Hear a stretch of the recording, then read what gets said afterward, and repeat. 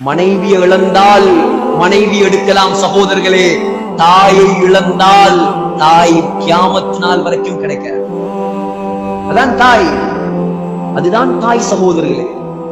ஒரு அறிஞர் சொன்னார், நீ சின்ன வயசுல மலையில நலஞ்சிட்டு வந்தா, இதெல்லாம் எல்லாருக்கும் நல்லா படுமை. மலையில நலஞ்சிட்டு வந்தா நானா கேட்பானோ, நானா மூளை இல்லையாடா மலையில நலஞ்சிட்டு வந்திருக்கிறாய். தாத்தா கேட்பாவா, ஒரு மூளையை பார்த்து ஒதுங்கிக்கலாம், ஒரு மூளையை பார்த்து ஒதுங்கி இருக்கலாமே. பாப்பா கேட்பாரா, கொடை கொண்டு போய் தீக்கலாமே, கொடை கொண்டு போய் தீக்கலாமே.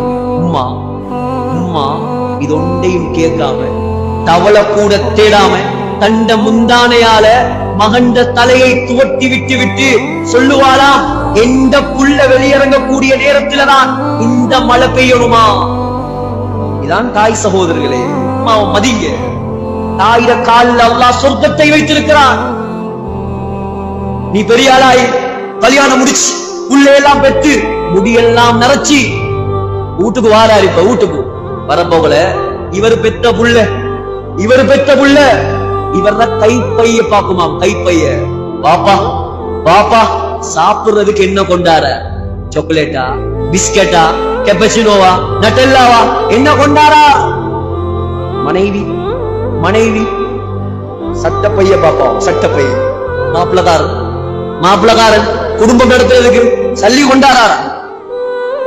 ஒரு மாசம் சாப்பாடு கொடுக்காம யாருக்கு வச்சிருக்கலாம்? பஞ்சாதி காலி கோட்ல வைத்து நிற்கும். இது உண்மை, யதார்த்தம். இது யதார்த்தம். கசப்பாக இருந்தாலும் பரவாயில்ல, யதார்த்தம். ஆனா உம்மா இருந்தா கைப்பையையும் பார்க்க மாட்டாள், சட்டை பையையும் பார்க்க மாட்டாள், உண்ட இறைப்பையை பார்ப்பாள். எந்த புள்ள பசியோட வாரானா சாப்பிட்டு வாராங்க. அதுதான் தாய் சகோதரர்களே. தாயை யார் நோகடிக்கிறானோ அவனுக்கு சக்கராத்துல களிமா வராது. அது சஹாபியா இருந்தாலும் சரி,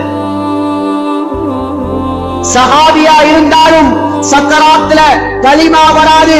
ரமலான்ல ஒவ்வொரு நாளும் ஒவ்வொரு உம்ரா செய்தாலும் சரி, உங்க உம்ராவை அல்லாஹ் ஏற்றுக்கொள்ள மாட்டான். இந்த ரமலான்ல முடிவெடுங்க. பெண்களே நன்றாக விளங்கிக் கொள்ளுங்கள். கணவனை தாயை விட்டும் திசை திருப்பி விடாதீர்கள். ஒரு பொம்புல சொர்க்கம் போகணும், மாப்பிள்ளைய கண்ணியப்படுத்தினா தான் சொர்க்கம் போகலாம். பொம்பளைக்கு சொர்க்கம் போகணும் மாப்பிள்ளையால, மாப்பிள்ளை சொர்க்கம் போகணும் மாப்பிள்ளோட உம்மாவால. அல்லாஹ்வுடைய நியதி இது, அல்லாஹ்வுடைய சட்டம் இது, அல்லாஹ்வுடைய முடிவு இது. இதுல யாருக்கும் கையடிக்க இயலாது.